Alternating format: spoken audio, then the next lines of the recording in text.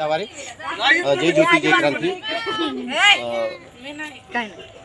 जय जिजाऊ जय शिवराय जय संविधान जय भारत। मैं professor D B Daware republic voice में आपका स्वागत करता हूं।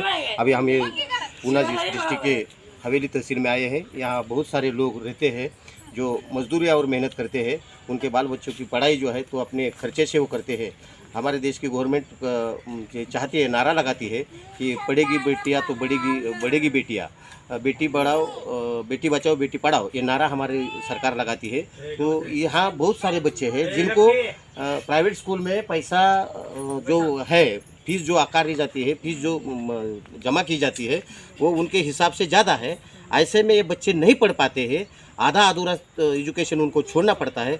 आप जान लेते हैं अभी इस वीडियोज़ के माध्यम से। यहाँ बहुत सारी लड़कियां हैं जो पढ़ती है और उनकी मुसीबतें क्या है, उनकी प्रॉब्लम क्या है, ये हम जानने के लिए पाटोले नाम की लड़की है, इसका एजुकेशन क्या चल रहा है, कौन से क्लास में पढ़ती है? 12वीं साइंस। तेरा नाम क्या है? रेवती पाटोले। तेरे को क्या लगता है पढ़ाई जो चल रही है, पढ़ाई में पापा के पैसे से पढ़ाई तेरी पूरी होगी? तेरा कोई ख्वाब होगा, तेरे कोई सपना होगा? नहीं, ऐसा नहीं लगता। हाँ, तू पढ़ाई करना चाहती है? हाँ, बहुत। क्या बनना चाहती है? मुझे IAS बनना है। पापा जी का क्या ख्याल है तेरे बारे में? पापा बोलते हैं 12वीं के बाद उसको कॉलेज को डालने में पैसे नहीं है तो तेरी शादी कर देंगे, ऐसा बोलते हैं। यही हाल है, पूरे इंडिया का यही हाल है। जब पढ़ाई का पैसा नहीं होता तो पिताजी अपने बेटी की 10 साल 10वीं या 12वीं छूटने के बाद ही शादी बनवा देती है। वो बच्ची को कुछ बनना पड़ता है, कुछ बनने का उसका ख्वाब रहता है। मगर हमारे देश की सरकार को मंदिर मस्जिद में इंटरेस्ट रहता है, लोगों के मूलभूत समस्याएं जो होती है उसके ऊपर ध्यान देने को टाइम नहीं रहता है। ये पाटोले जो है पढ़ना चाहती है मगर पिताजी की इनकम जो है, आय जो है वो इसकी पढ़ाई के लिए काफ़ी नहीं होती, इसलिए इसकी पढ़ाई उसको अधूरी छोड़नी पड़ती है। दूसरी लड़की से हम बात करते हैं, नेहा से बात करते हैं। नेहा, तेरे को क्या बनना है? मुझे इंजीनियर बनना है सर। तो इंजीनियर बनने के लिए आपने क्या सोचा है, किस तरह से आप इंजीनियर बनेगी? मुझे तो डिप्लोमा करना था 10 के बाद, तो मैंने JSPM कॉलेज में फॉर्म भरा था।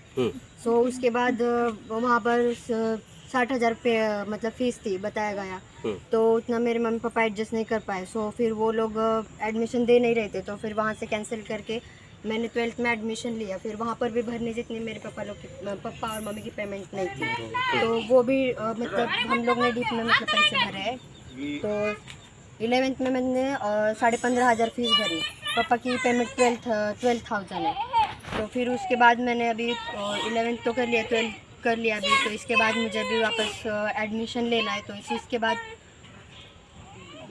पापा की सैलरी जो है, तुम बच्चे कितने हैं घर में? हम 4 भाई बहन हैं। 4 भाई बहन हैं। उनकी सैलरी जो है, इसके पापा की सैलरी जो है, ये सैलरी से इनका रोजी रोटी, कपड़ा, मकान, स्वास्थ्य और शिक्षा का खर्चा नहीं उठा पाते हैं। तो इसका भी यही हाल होगा। हमारे रिक्वेस्ट है, इस वीडियो के माध्यम से सरकार से हम रिक्वेस्ट करेंगे कि आप मंदिर के ऊपर, मस्जिद के ऊपर बयान देते रहते हो, भड़काते रहते हो, देवी देवताओं की पूजा करने के लिए बोलते हो।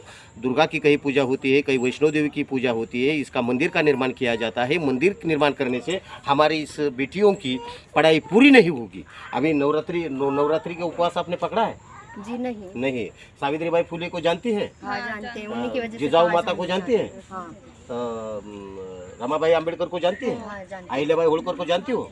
अभी पढ़ाई के साथ साथ तुम पूजा पाठ, माँ जो करती है पूजा पाठ, वो आप भी करती हो? हाँ, थोड़ा बहुत करते हैं। यही कारण है, यही दुर्दशा है हमारे देश की।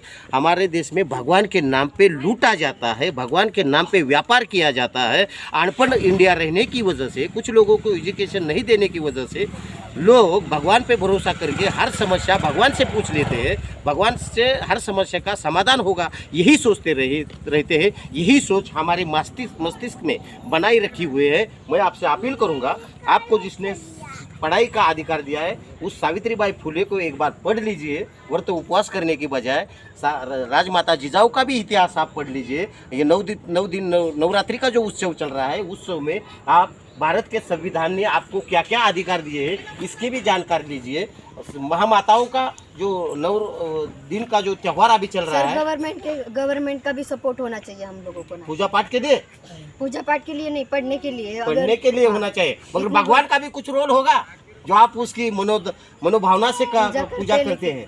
भगवान कुछ तो देने वाले हैं नहीं, बस मम्मी करती है तो इसकी वजह से हम लोग मम्मी ही भगवान है, मम्मी ही भगवान है, पापा ही भगवान है, पत्थर का भगवान आपकी कोई जरूरत पूरी नहीं करेगा, यही मैं आपसे कहता हूँ। और ये नवरात्रि में आप हर महामाता जो हमारे देश में बनी हुई है उसका इतिहास पढ़ लीजिए, उसका पढ़ाई कर लीजिए, और ज़्यादा से ज़्यादा हमारा संविधान जो है तुम्हें जो लड़कियों के लिए जो राइट, फंडामेंटल राइट दिए, अधिकार दिए, उसको भी ये नवरात्रि के उत्सव में पढ़ना जरूर है। इतना मैं कहता हूँ। आपका ये जो मैसेज है मैं सोशल मीडिया पे डाल रहा हूँ, देखते हैं लोग तुम्हारे ऊपर क्या प्रतिक्रिया देते हैं।